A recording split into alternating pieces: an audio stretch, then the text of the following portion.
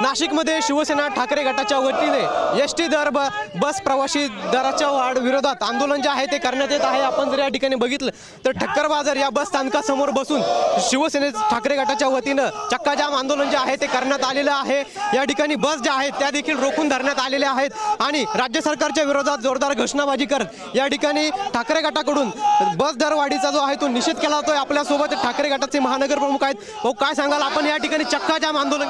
ST महामंडळाच्या 80% buses ह्या स्क्रॅपमध्ये निघण्याजोग्य आहेत।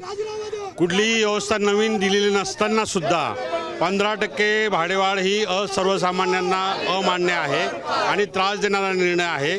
हा निर्णय जोपर्यंत रद्द होत नाही तोपर्यंत ठाकरे गटाची शिवसेना ही रस्त्यावर उतरल्यानंतर आंदोलन केल्याशिवाय राहणार। आपण बसचे जे दर वाढले आहेत प्रवासी त्याबरोबर रिक्षा आणि टॅक्सीचे दर वाढवण्यात आंदोलन करणार। खरं तर या सरकारने ज्या पद्धतीने घोषणा केल्या, सर्वसामान्य असतील किंवा शेतकरी असतील किंवा युवक बेरोजगार असतील आणि हे होताना काही दिसत नाही। निवडणुकीच्या कार्यकाळात वेगळ्या घोषणा आणि निवडून आल्यानंतर सत्तेत बसल्यानंतर वेगळ्या घोषणा हे याच्यावरून दिसून आलेलं आहे।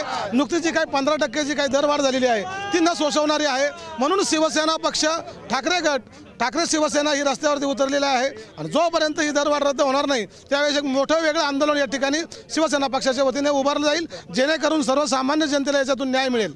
नक्कीच आपण जर या ठिकाणी बघितलं तर नाशिकच्या ठक्कर बाजार परिसरामध्ये या ठिकाणी ठिय्या आंदोलन करत पदाधिकाऱ्यांनी बसून घेतलेलं आहे। त्याचप्रमाणे मागे जर बघितलं तर बस देखील रोखण्यात आलेली आहे।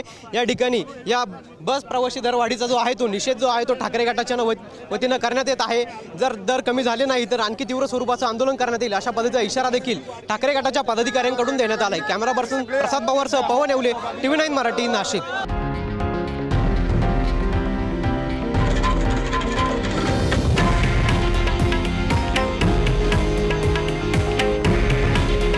हे आहे देशातील नंबर 1 न्यूज नेटवर्क आणि आपण पाहत आहात TV9 मराठी। काळजी तुमची, हित महाराष्ट्राचं।